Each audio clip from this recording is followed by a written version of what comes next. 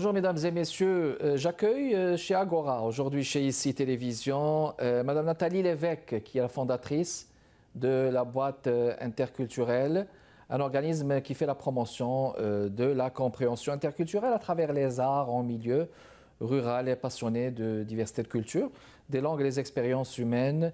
Madame Lévesque a toujours été avide d'exploration, captivée par la richesse qui anime notre planète. Elle a développé bien des programmes novateurs axés sur les événements, les ateliers, des collaborations musicales au Canada, à l'international. Et cette fois, on va parler d'un beau projet qu'elle est en train de développer avec la boîte interculturelle, qui est le projet Chant d'artistes jumelage. On va s'en parler durant ces 23 minutes de télévision. Madame Lévesque, je vous souhaite la bienvenue avec nous. Oui, bonjour, monsieur. Merci, Monsieur Penkiran, de m'accueillir. Ça fait plaisir. Alors, ça fait plaisir de vous accueillir. On va juste récapituler, si vous permettez, à propos de la boîte interculturelle. On va juste rappeler le mandat. C'est un organisme qui utilise les arts comme vecteur ou comme outil principal, n'est-ce pas? Oui, effectivement, nous sommes en fonction depuis 2015 et notre mission a toujours été d'utiliser les arts pour le rapprochement entre les différentes cultures. Je crois que c'est quelque chose qui nous distingue. Je crois que depuis qu'on a commencé en 2015, en fait, à l'époque, il n'y avait pas grand organisme comme le nôtre qui réalisait des projets justement avec les arts comme outils fédérateurs. De plus en plus, on en voit, mais je pense qu'on a été un peu les pionniers, si on peut dire, lorsqu'on a débuté en 2015. Excellent. Alors, comme j'ai mentionné au début, vous avez développé bien des programmes, que ce soit au Québec, au Canada ou à l'international.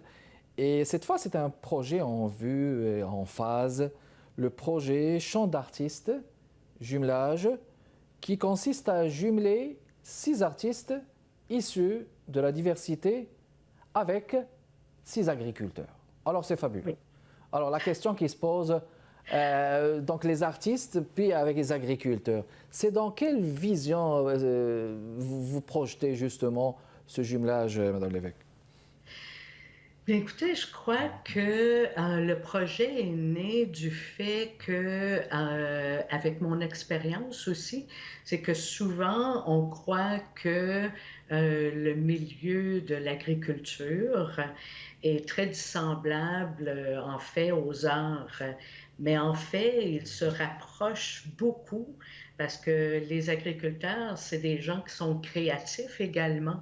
Oui. Ils composent avec la nature à tous les jours. Et ce que je trouvais intéressant, c'est de vraiment aller rejoindre un secteur de la population qu'on n'a pas souvent l'occasion d'entendre effectivement. Donc, de jumeler des artistes avec des agriculteurs. Lorsque je dis agriculteurs, c'est aussi des champs connexes, parce que ce ne sont pas tous des agriculteurs, ça peut être des maraîchers, ça peut être des gens qui travaillent la terre. Donc, voilà. Pour moi, c'était un moyen vraiment d'unir deux secteurs qui sont souvent, que les gens pensent dissemblables, mais en fait qui se ressemblent beaucoup. Puis, chaque jumelage, comme vous dites là dans vos communiqués, c'est comme une aventure humaine. Oui, effectivement, c'est définitivement une aventure humaine parce que tous les jumelages qu'on a effectués, les gens ne se sont pas rencontrés. Donc, il y avait un effet de surprise, mais non seulement pour les gens qui étaient jumelés, mais pour moi également, parce que même si, bon, j'ai effectué des entrevues avec les personnes qui participent au projet, je ne connaissais pas ces gens-là.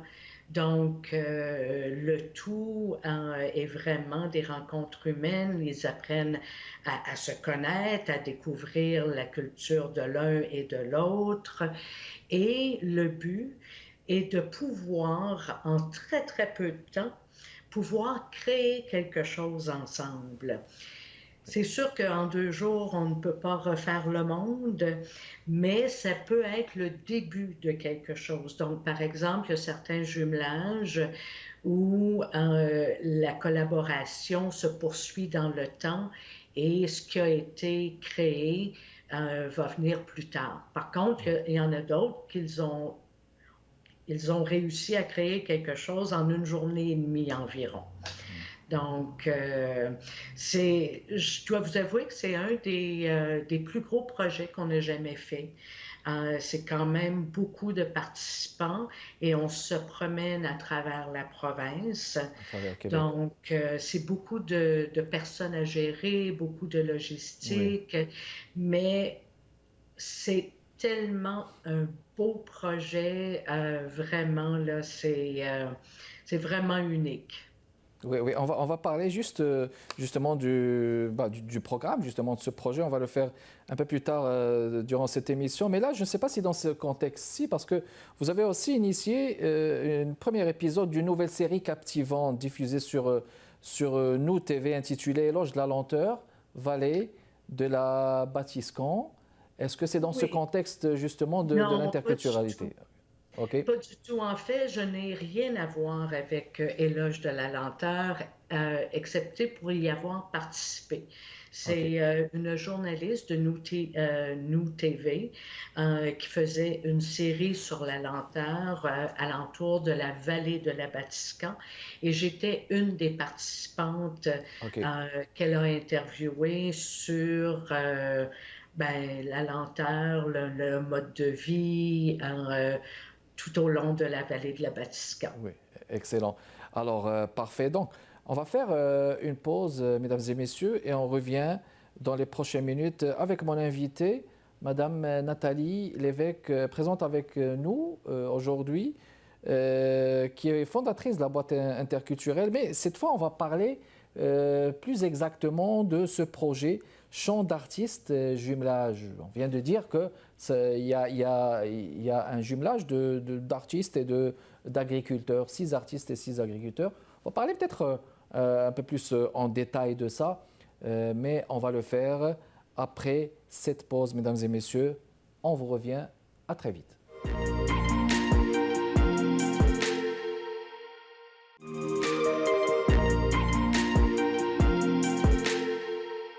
On est de retour avec vous, mesdames et messieurs. Agora, ici Télévision, Montréal, Québec, Canada. Madame Nathalie Lévesque, fondatrice de la boîte interculturelle. On va parler maintenant de ce projet, Madame Lévesque, Champ d'artistes jumelage, un peu plus en détail là. Quels sont les artistes qui seront présents dans ces jumelages, je veux dire. Bien, le projet a débuté au début du mois de juillet. Donc, juste pour vous donner une idée, c'est que toute la partie artiste, on a fait un appel de candidature pendant un mois et demi au milieu de l'hiver pour trouver des artistes de tous origines, mais aussi de différentes disciplines. Mhm. Donc, on a reçu 68 candidatures et suite à la réception des candidatures, on a pu faire des entrevues et sélectionner 6 artistes qui pourraient faire les jumelages. Pour la partie agriculteur ou champ connexe, c'était un petit peu plus difficile à trouver.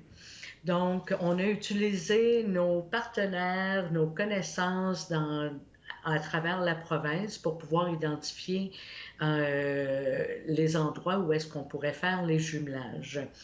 Donc, au mois de juillet, on a fait 3 jumelages. Mhm. Le premier a débuté avec un artiste visuel, donc photographe, vidéographe, qui Mhm. vient de la Tunisie, qui était jumelé avec un éleveur de bovins. Donc, Magnifique. ils ont passé les 2 jours ensemble, ils ont appris à se connaître et Ashref, l'artiste, est en train de développer quelque chose suite à sa rencontre avec Michel Alexandre euh, au début de juillet. Ensuite, on a eu un jumelage entre une artiste de body painting qui est originaire de la Côte d'Ivoire et qui, elle, était jumelée avec une femme c'est assez particulier. Elle développe des pigments, donc des couleurs, à travers la terre. Donc, c'est des roches et ensemble, ils ont pu développer les couleurs du Bogolan, qui est Mhm. les couleurs de la Côte d'Ivoire. Mais tout Oui. ça à partir de roches. Ah, c'est magnifique. Donc, Ouais. c'était absolument magnifique. Et le troisième jumelage qu'on a fait en juillet, c'était également très unique. C'est une sculptrice de papier 3D qui est originaire du Brésil. Et elle était jumelée avec une herboriste. Donc, ensemble, ils ont créé une lampe qu'on appelle la lumière de l'espoir. Ben, ça, c'est vraiment beau parce que ce sont des entités qui se retrouvent sous le vecteur, non seulement de leur créativité, mais de la beauté aussi. Oui, Alors la beauté, elle est mise en valeur à travers la créativité de chacun, n'est-ce pas? Puis les autres jumelages, ils s'en viennent au mois de septembre. oui, c'est ça. Donc, le premier jumelage que l'on fait en septembre, c'est avec deux chefs cuisiniers. Donc, on a Mhm. Ma Bensouda, Qu'on qui est salue. chef, pardon. Qu'on salue parce qu'elle est déjà passée avec nous à l'émission, Madame Bensouda, oui. Ah, OK. Donc, Mhm. voilà. Et elle est jumelée avec un chef de la communauté de Danak Abenakis. Donc, ensemble, ils vont créer quelque chose de culinaire avec un rassemblement avec la communauté au cours du week-end. Donc, mais à travers tous les jumelages, c'est que ce que je trouve intéressant, c'est que non seulement ils apprennent à se connaître, ils échangent, mais le tout est documenté Mhm. visuellement pour qu'on Ah, puisse en faire des capsules. exact. Donc, on va avoir quelque chose à pouvoir montrer par après. Et les deux autres jumelages pour le mois de septembre se font avec une artiste multidisciplinaire du Mexique, avec une ferme en permaculture. OK. Et le tout dernier, c'est une artiste, une chanteuse originaire, c'est Togo Bénin, qui Mhm. elle est jumelée avec une ferme qui font leur propre élevage et transformation. Magnifique. Donc, Donc ces jumelages sont dans votre site web, j'imagine, pour que les oui, gens... tout est sur notre site web oui, et comme je vous parlais, ben, comme on filme le tout pour en faire des capsules, on espère avoir le tout de prêt en fait pour 2025. Donc les pour gens l'année. qui Mhm. n'auront pas pu venir aux rencontres communautaires pour échanger avec les personnes qui sont jumelées, ben, auront l'occasion de voir le résultat de tous ces beaux jumelages avec les participants. Puis, peut-être c'est on va dire une impression subjective, Madame l'évêque. J'ai l'impression que vous ciblez un peu plus l'Afrique, peut-être, mais j'imagine que les autres continents s'en viennent, n'est-ce pas? Ben oui et non, parce que comme je mentionnais, on avait quand même une artiste du Brésil, Oui. on a une artiste du Mexique, Mhm. donc c'est pas nécessairement focusé sur l'Afrique, c'est sûr qu'on essaie de diversifier, mais en Oui, même temps, c'est selon aussi les candidatures que l'on a reçues et ce qu'on oui. croyait qui pouvait faire un bon jumelage également. Oui, exactement, selon les candidatures, puis selon les spécialités Oui, de oui, chacun oui, effectivement. pour que ça soit Effectivement. réussi en termes de jumelage. Excellent. On va faire une pause et on revient pour continuer notre discussion avec mon invitée d'aujourd'hui, qui est la fondatrice de la boîte interculturelle, Madame Nathalie Lévesque, et on parle justement de ce projet Champ d'artistes jumelage, un projet qui se fait entre artistes et agriculteurs, entre artistes venus de différentes spécialités de différents horizons, justement. On vous revient dans les prochaines minutes. Restez avec nous.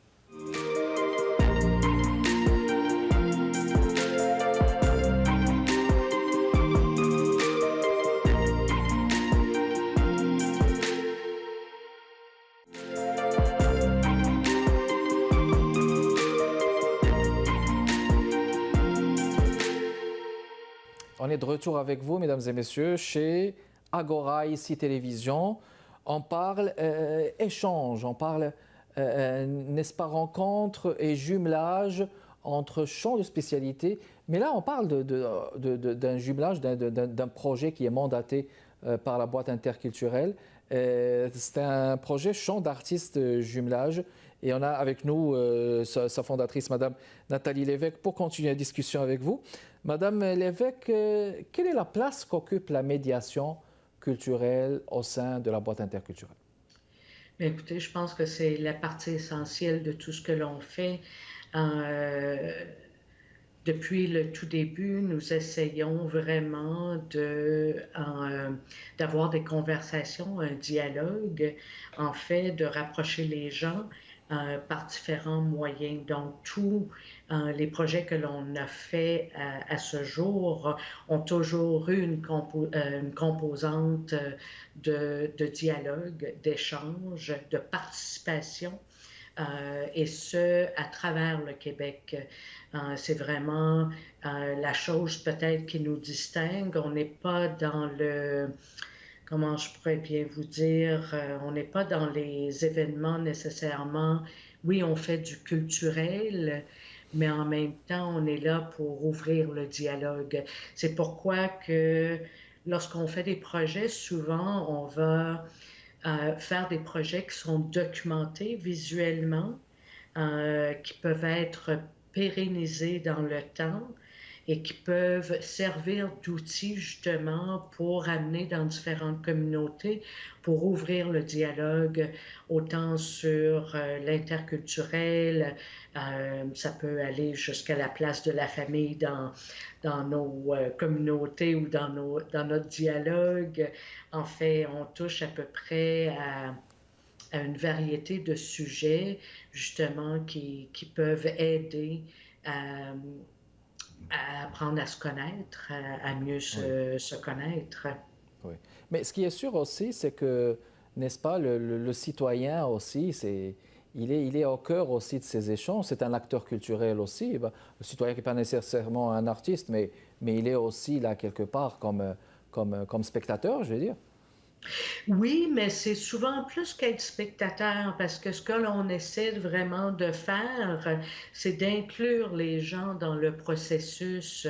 Donc, dans les projets que l'on fait, entre autres avec Chant d'artistes, c'est pour ça qu'on a la partie communautaire où est-ce que les gens prennent part au projet, peuvent échanger avec les gens qui sont jumelés, Oui. poser des questions.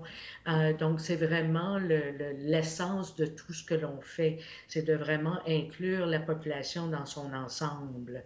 Très bien. Manifeste pour une ruralité interculturelle. Oui. Je vous en prie, je vous laisse commenter. Oui, bien écoutez, c'est quelque chose que l'on a compilé. C'est une compilation de tout ce qu'on a recueilli sur la route depuis des années.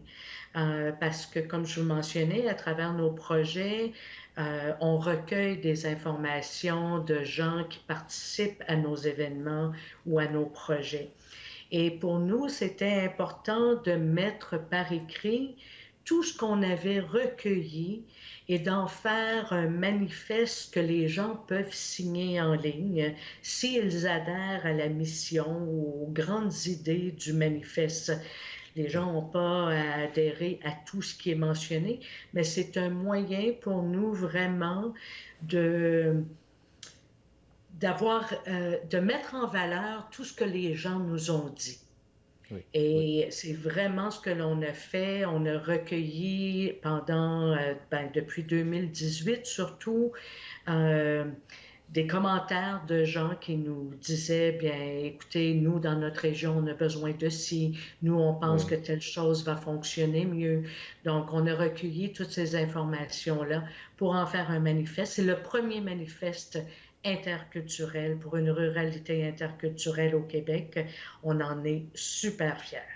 Oui, exactement. Et puis ça interpelle les besoins des gens là, qui sont dans la zone rurale, justement. Oui, effectivement. C'est quelque chose qui est disponible en ligne, donc les gens Mhm. peuvent le lire en ligne, peuvent le Peuvent le lire. télécharger, peuvent le signer. Donc, c'est un appel à tous pour ceux qui aimeraient le signer. Si je peux me permettre, j'aimerais revenir sur Chant d'artiste une minute Oui, oui, je vous en parce que prie. je pense que c'est important. Euh, donc, Chant d'artiste, c'est plusieurs composantes. Je vous ai parlé non seulement des capsules qu'on réalise, mais connexes au projet, on est en train de réaliser un livre numérique. Et le livre numérique, les portraits sont faits par une artiste. Donc, Mhm. après chaque jumelage, on lui envoie des photos des jumelages et elle fait les portraits des gens qui ont été jumelés. Et Mhm. les textes sont inspirés ou sont écrits par une artiste de slam poésie, de la Oh, wow. diversité toujours, Mhm. qui, elle, fait des entrevues après chaque jumelage avec les participants pour avoir leurs commentaires et elle s'inspire de leurs commentaires pour pouvoir écrire les textes. Donc, le livre numérique va être disponible en 2025 également. Donc, tout ça, ça fait partie de différentes composantes. Et ce qu'on fait aussi, c'est que les toiles, parce que ça va être de grandes toiles qui vont Oui. être faites, on compte en faire une exposition itinérante par après en lien avec le projet Chant d'artiste. Magnifique. Donc tout ça, il sera mis à jour naturellement sur votre site web. On va juste le rappeler, s'il vous plaît, Madame Lévesque, votre site web de la boîte Oui, c'est interculturelle. www.boîteinterculturelle.ca.